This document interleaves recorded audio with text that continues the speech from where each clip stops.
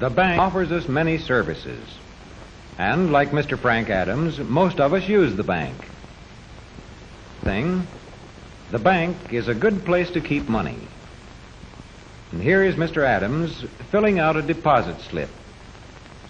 He lists cash and checks separately. The total, $62.53, is the amount he is going to deposit in his savings account. He takes the cash, the check, the deposit slip, and his bank book to the teller at the savings window. The teller places the bank book in an adding recording machine. Into the bank book, she punches the amount of his deposit and the new balance, which is the total amount that Mr. Adams now has in his savings account. There's the amount of the deposit, $62.53. The pages of the bank book show the record of Mr. Adams' savings account. 8 years ago, one March, he made his first deposit of $50. As he made regular deposits from his earnings, his balance grew. But his balance actually became greater than the sum of all his deposits. For at the end of each 6 months interest period, the bank added interest to his balance, which therefore kept on growing.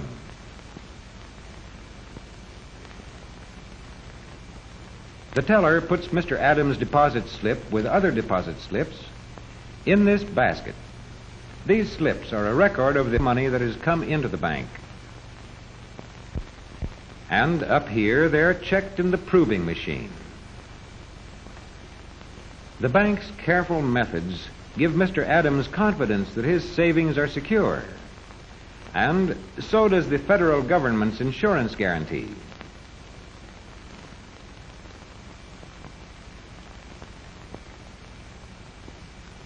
Some of the money of the depositors is kept behind the great door of this vault.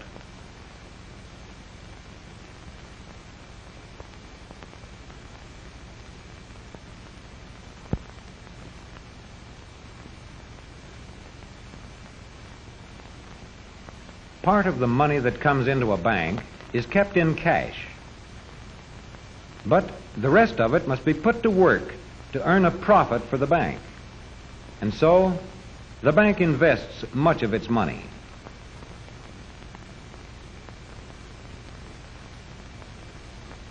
According to law, these investments must be safe investments, such as government bonds, municipal bonds, and mortgages.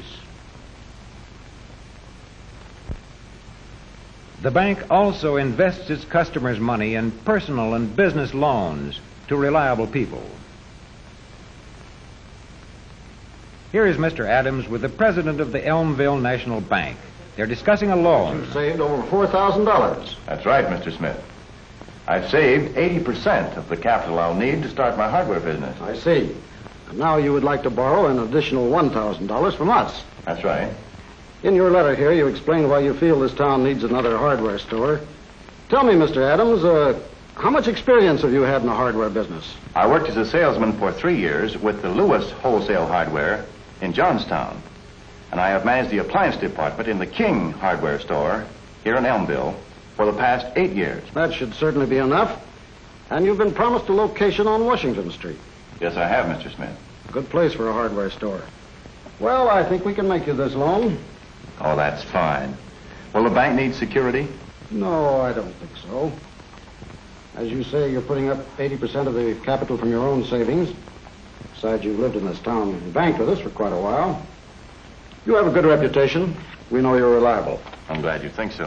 Here's the note, and this is where you sign. You'd better read it over carefully first. Let's see. For value received, I promise to pay to the Elmville National Bank $1,000 in monthly installments of $50, beginning 1 month from the date of this note. This seems okay. Fine. And since you're paying the loan back on a monthly basis, we will calculate the interest on a monthly basis, too. The tables in this book will give us the exact figure. Now, let's see. 20 months at our usual rate It comes to just $20.43. Now, we will subtract the interest from the principal and give you a check for the balance. That sounds all right. How much will it come to? It comes to exactly $979.57. That's fair enough. Miss Jenkins, will you please make out a check to Mr. Frank Adams for $979.57? Right away, Mr. Smith. Thanks. Now, how about opening a checking account for your new business? Yes. I'd like to do that right away so I can start paying for my furnishings and my merchandise by check. I'll start my checking account. Mr. Adams finds his new checking account very useful. To pay for the $150 worth of merchandise which he has ordered, he is going to draw a check on his bank.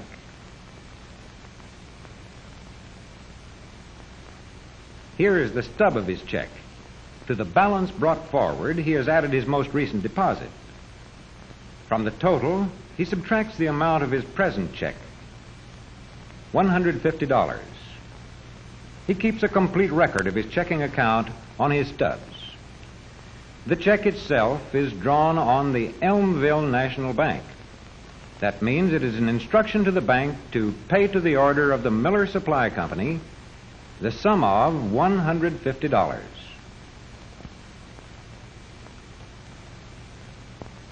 Mr. Adams writes the amount in words so there can be no mistake. The Elmville Bank on which this check is drawn will pay out the $150 as soon as the Miller Supply Company endorses or signs the check and presents it for payment. All that remains for Mr. Adams is to mail the check with his order to the Miller Supply Company, which can collect the money as soon as it endorses the check. And here is the check arriving at the Miller Supply Company. The girl stamps or endorses it. But instead of collecting the money direct from the Elmville National Bank, the company does it through its own bank, where the check is arriving right now. This bank can collect $150 once it places its own endorsement on the check, as it is doing here. But instead of collecting the money directly, it uses a more convenient method. Like many other banks, it sends its checks to the Federal Reserve Bank for collection. The Federal Reserve Bank is set up to handle thousands of checks from hundreds of banks in a single day. All these banks save themselves a great deal of trouble by collecting on checks through the Reserve Bank. The Federal Reserve Bank collects the money direct from the banks on which the checks are drawn and returns the checks to these banks. And so, Mr. Adams' check reaches the Elmville National Bank, where it is canceled to show that $150 has been paid out of Mr. Adams' account. As proof, the canceled check will be sent to him along with his monthly statement. And here Mr. Adams is serving a customer in his hardware store. He is building up a prosperous business with the help of his bank loan and the money he has saved over the years in his savings account.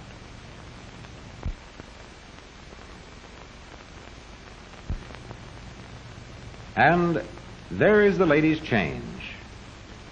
But speaking of change, the store is beginning to run short of it. Yes, there is just time to change his coat and get to the bank before closing time. Mr. Adams finds his local bank very convenient. Not only because it can always give him all the small needs, but also because of its other services, such as his savings account, the loan which it gave him, and the checking account which makes it possible for him to pay for his orders by check. At the teller's window, he is getting his small change, conveniently wrapped in paper and labeled nickels, dimes, quarters, and $50. Mr. Adams is a good customer of the bank. In return, the bank provides many services for him and for everyone who uses the bank.